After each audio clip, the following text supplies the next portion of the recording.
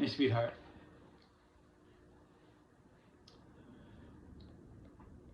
Last time we read the Moomin family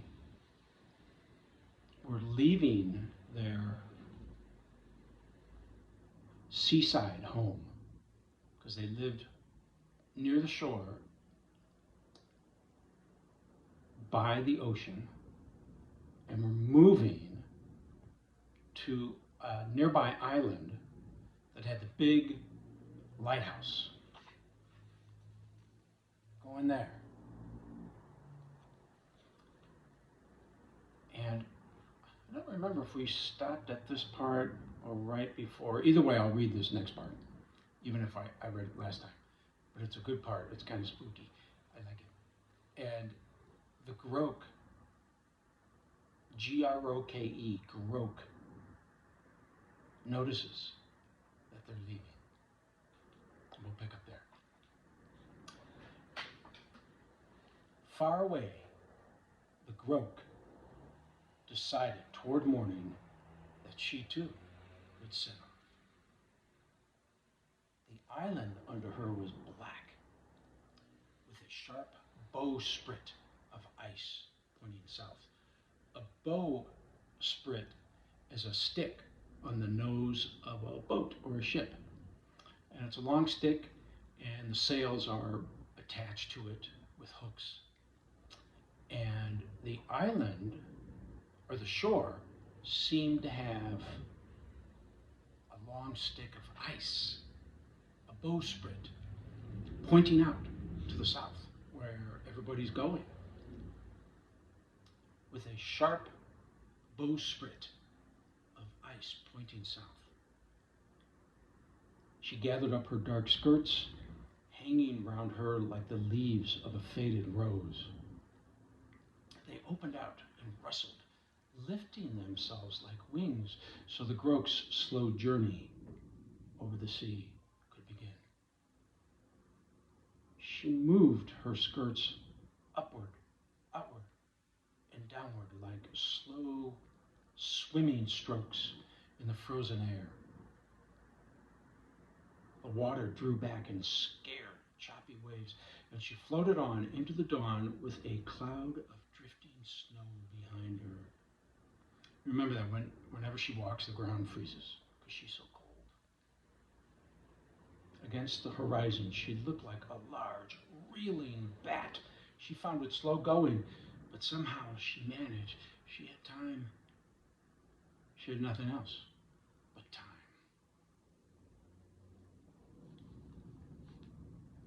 The family continued all night and all the next day until it was night again. Moomin Papa sat still at the rudder. That's another stick at the back of the boat, and that serves as like a steering wheel on a car or a bike. And he sat at the rudder watching to catch sight of his lighthouse.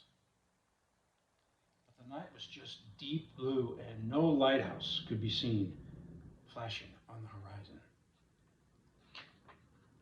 Moomin Papa said, "We're on the right course.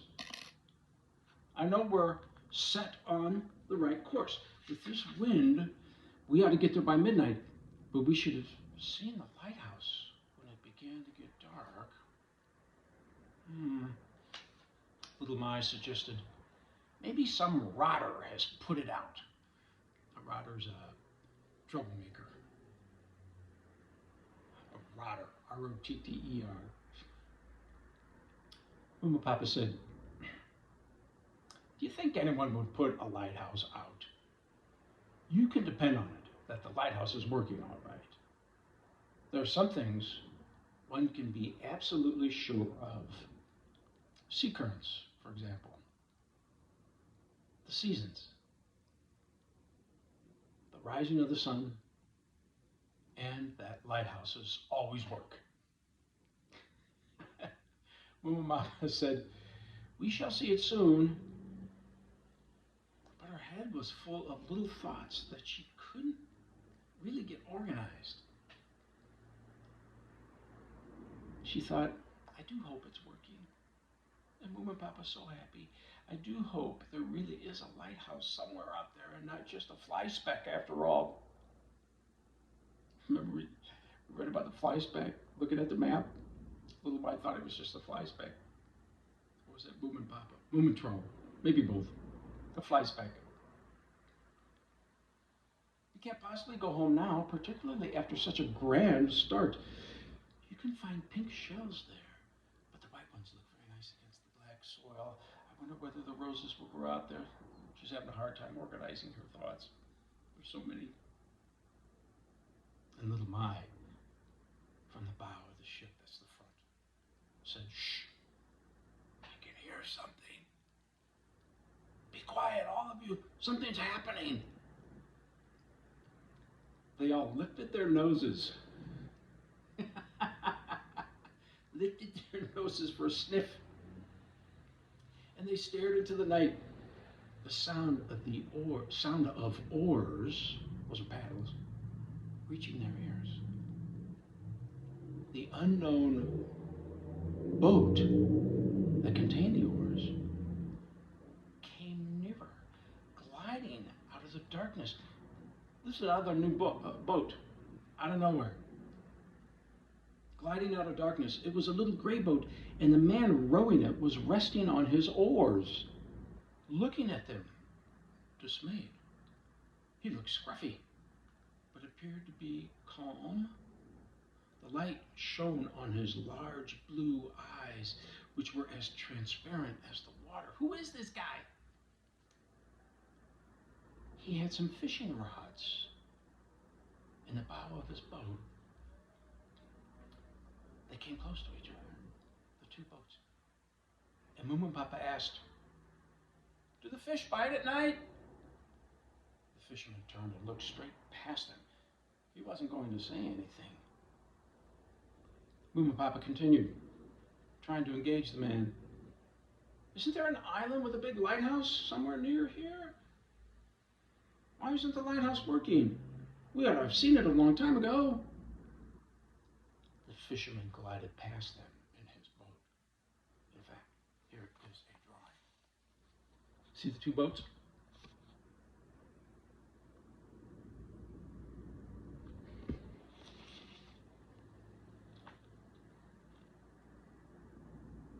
The fisherman wasn't going to say anything.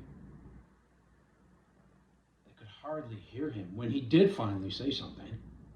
He said, can't say really. Go back home. You've come too far. And he disappeared behind them. They listened for the sound of his oars, but could hear nothing in the silent night. Moomin Papa uncertainly said, he was a little odd, wasn't he? Little Mai said, very odd. Quite nuts. Moomin Mama sighed and tried to straighten her legs. She said, but so are most of the people we know, more or less.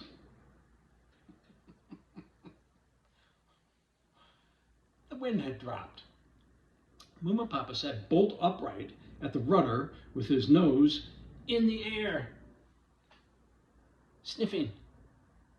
Now, he said, I have a feeling we're getting there. We're just coming in on the leeward side of the island.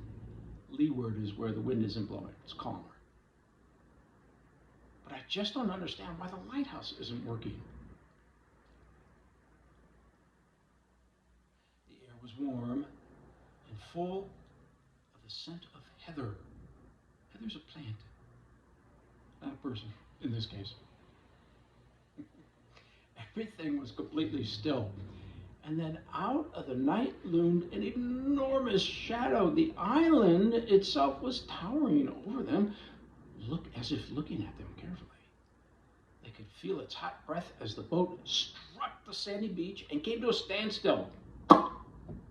They felt they were being watched and huddled together, not daring to move.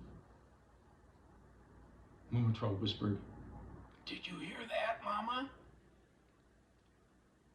Swift feet galloped along the beach, splashed a little, and then everything was quiet again.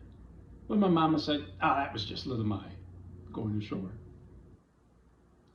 She shook herself, as though to break the silence, and began to poke about among her baskets, trying to get the box of earth with her roses up over the side of the boat. A little nervously, Moomin Papa said, "Take it easy. I'll look after all this. Everything must be properly organized from the beginning. The boat is always the most important thing. You sit still and take it easy." Moomin Mama sat down obediently, trying not to get in the way of the sail as it came down. And the boom, that's a big stick that swings around. The sails are attached to it.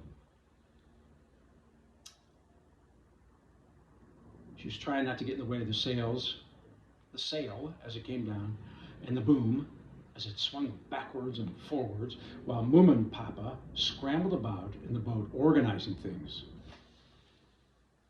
The hurricane lamp lit up a circle of white sand and black water, and outside of it there was nothing but darkness. Moomin Papa and Moomin Troll dragged the mattress ashore, but not without getting one corner of it wet. The boat heeled over, and the blue trunk pressed the rose bushes against the side of the boat. Moomin Mama sat waiting with her nose in her paws. She's very patient.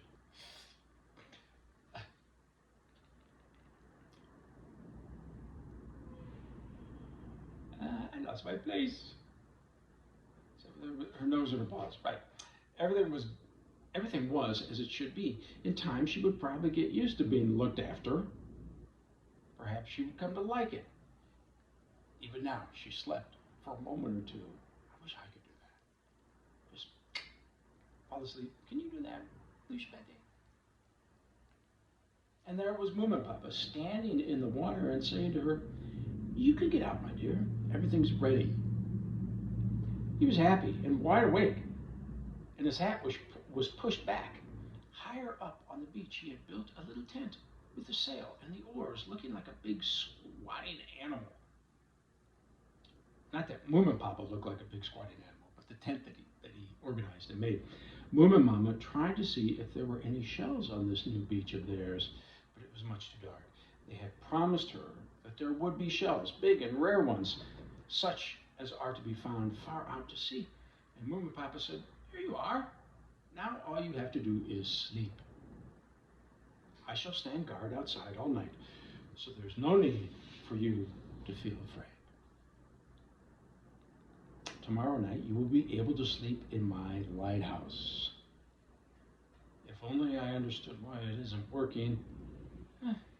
It is nice and cozy inside there. And Moomin Mama, creeping in under the sail, which formed the tent, said, "Oh, this is fine. It's just fine." Little Mai was off somewhere on her own, as usual. It didn't matter, really, as she was the one member of the family who seemed to manage all right by herself. Everything seemed to be going well. Moomin Troll watched Moomin Mama turn around once or twice on the damp mattress until she found her favorite spot, gave a little sigh, and fell asleep. Of all strange things, this was the strangest, the way Moomin Mama could sleep in this new place without unpacking, without making their beds, and without giving them a treat before they went to sleep. She had even left her handbag behind her on the sand. It was a little bit frightening, her doing that in a way, but at the same time, cheering. It meant that all this was a real change, not just a temporary adventure. Moomin Troll lifted his nose, took a sniff, and peeped out from under the sail. I got a picture. There's Moomin Papa with his hurricane lamp, and Moomin Mama in the tent made from the boat sails. And and Moomin Papa is keeping watch at night.